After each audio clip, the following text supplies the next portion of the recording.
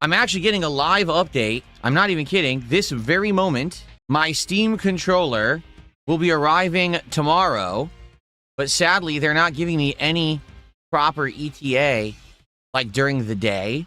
What they're basically telling me is end of day. Well, guys, as you know, I bought the Steam controller now exactly 1 week ago, and I got it on release day with the expectation that I was going to get it and be able to unbox it, review it, and use it for gameplay. And here we are, a week later, and it's not even close to being delivered yet. They really, like Valve, really slow boat shipped this thing.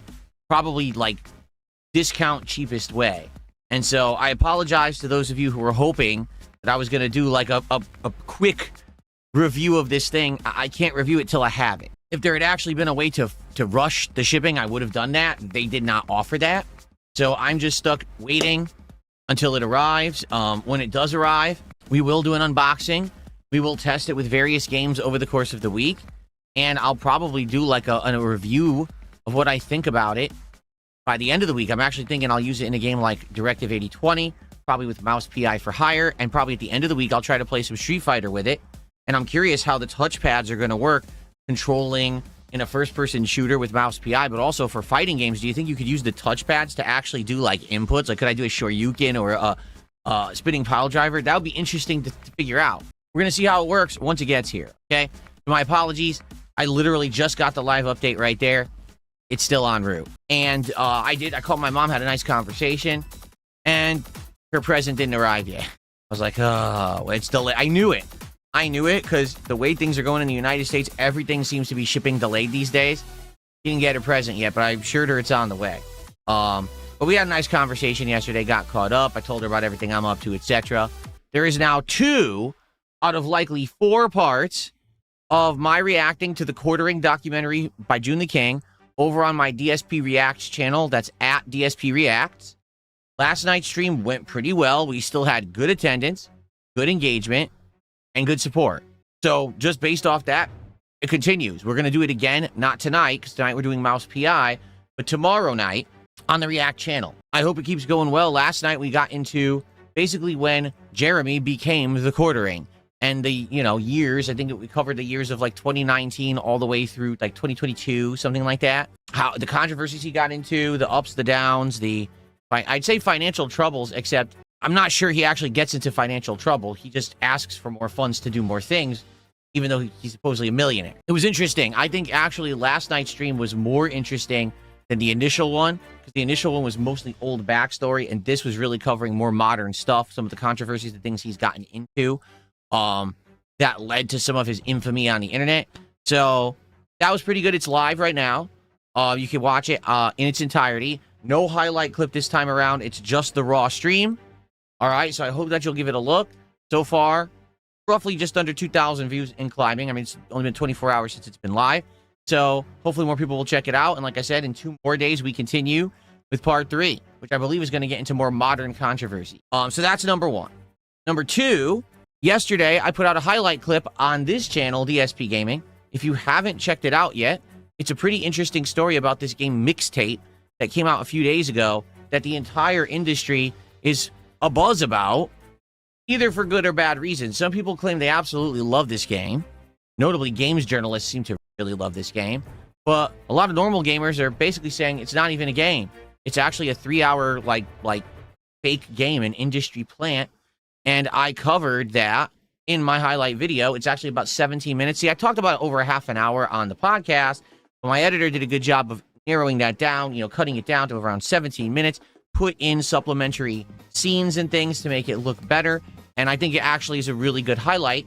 I certainly hope that you will check it out if you haven't. It is the highlighted video on this channel. It's trending to have around 2,000 views today. That's the trend. It looks like in like 8 more hours, it'll probably hit 2,000 views. 2,000 views in a day is okay. All right, like I said, with these highlight videos, what I'm really trying to do is get engagement back on the channel, get people to find the channel in the algorithm. And a lot of people commenting on the video are like, yeah, I found this video in the algorithm. So I'm happy that I'm getting recommended this kind of content because I actually like it from Phil. But still, I mean, I'll be honest, out of all the highlight videos that I've done in the last month now, one video made me money. It was the Crimson Desert review. Every other video has been a, big investment. Get people to know that I'm doing that kind of content that will benefit this channel. It's been many years that everyone kept asking me, why don't you do that kind of content? Well, now I'm doing it. But now I think you're starting to see what I've been talking about all along. These videos, even though they're well edited, even though they hit on topics people want to see and hear about, they still don't really catch on big because the YouTube algorithm doesn't favor old channels, because people steal my content immediately and re-upload it everywhere. So it's hard to get attention on my real content. It just is. I feel like if I stay the course, maybe within a few months, maybe things will change in that regard, but it's hard. It's me investing a lot of money right now into having this editing done. So please watch the videos and share them if you like them. If you don't like the edited videos, by all means, skip them. All right? I'm just saying, people have asked for this kind of content for many, many years and said, oh, that's the reason why your channel isn't doing well, because all you do is raw gameplay and streams. You don't do what everyone else does. Well, I'm literally doing it now. Okay, really? And I hope that you see what's going on here. I do need your help in order to get these videos, watched and visible in the algorithm. There you go. Flayx says you should start a GoFundMe. You're right. Right now, I should start a GoFundMe and a Kickstarter at the same time, because from watching this quartering documentary, the one thing I've learned is that people are just willing to throw money at these things. Like, it's crazy. Out of nowhere, he'll be like, oh, I want to start a game social network. Okay, they'll give him $30,000 for it. But he has no history doing anything like that. That's fine. Here's $30,000. So that failed.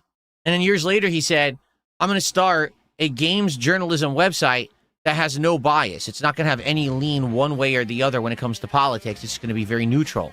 Okay, well, you already did a gaming social network. That failed. So your history in gaming has been failure. But that's okay. We're going to give you $160,000 to start your gaming news website. Maybe, again, I honestly think maybe that's where I've gone wrong.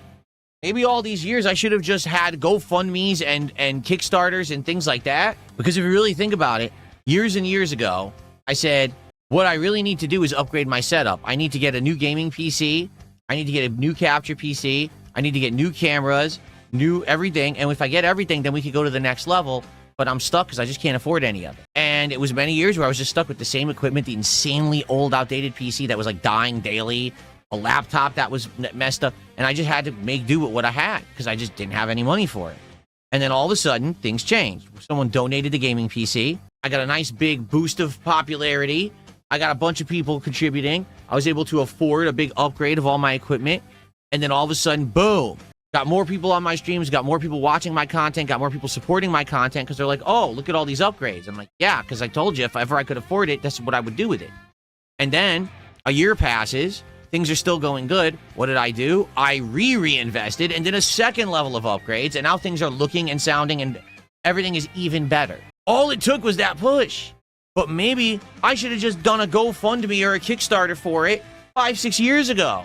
Then maybe I would have had this 5-6 years ago and wouldn't have to wait all this time. I mean, to be frank, maybe that's my problem is I was just trying to actually earn the money through hard work rather than just asking for it.